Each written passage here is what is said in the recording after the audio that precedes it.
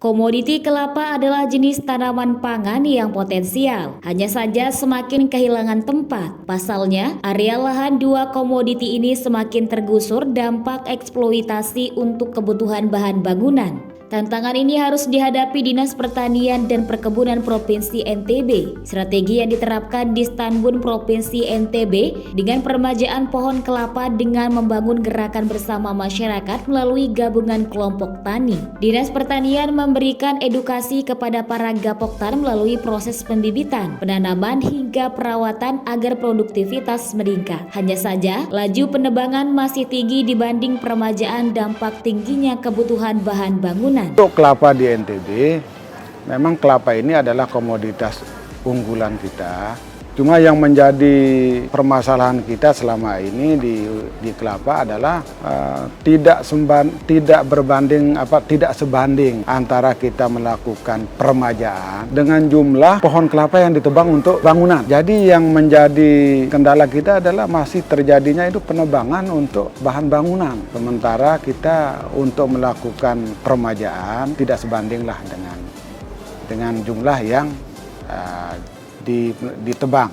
Komoditi kelapa sebenarnya punya potensi besar untuk dikembangkan jika melihat data statistik berdasarkan rekapitulasi produksi, areal panen, dan produktivitas. Sejak tahun 2016, pergerakan produksi, luas panen, dan produktivitas mengalami tetap konstan. Sempat cukup tinggi di angka 48.828 ton dengan luas panen 45,95 hektar dan total produksi 45.998 ton. Selanjutnya tahun 2016 sampai 2021 mengalami fluktuasi. Pada tahun 2021, luas panen 45,723 hektar dengan total produksi sedikit mengalami kenaikan 48.851 ton. Selanjutnya, luas areal kelapa potensial terletak di Kabupaten Lombok Utara dan Lombok Timur. Tampak dari angka statistik bahwa luas panen di Lombok Utara tergolong tinggi, mencapai 10.060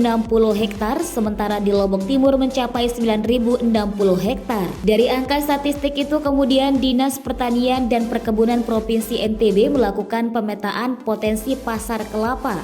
Meski sampai saat ini belum diolah dengan kapasitas industri, namun kelapa muda sudah masuk ke pasar-pasar tradisional. Pemerintah kemudian menghubungkan ini dengan industri pariwisata yang semakin berkembang. Untuk investasi, kalau ada investor yang masuk, jadi kelapa kita yang luas itu ada di Lombok Utara, di Lombok Timur. Jadi mereka, petani ini selalu menunggu sebenarnya investor yang akan mengambil hasil dari kelapa. Jadi secara budidaya atau secara produksi, kami dari OPD di Stanbun siap untuk mengamankan produksi kelapa yang akan diproduksi oleh petani. Dan siap mendukung siapapun investor yang akan melakukan kerjasama di NTB.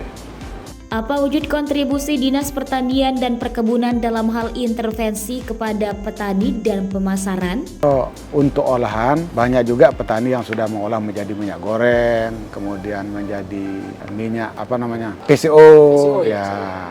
Kemudian. Kedepan yang perlu diperkuat adalah membangun ekosistem olahan kelapa muda. Dalam hal ini, Dinas Pertanian dan Perkebunan berkolaborasi dengan OPD lain. Sebab apabila pasar telah terbangun, para IKM tentu membutuhkan keberlanjutan bahan baku.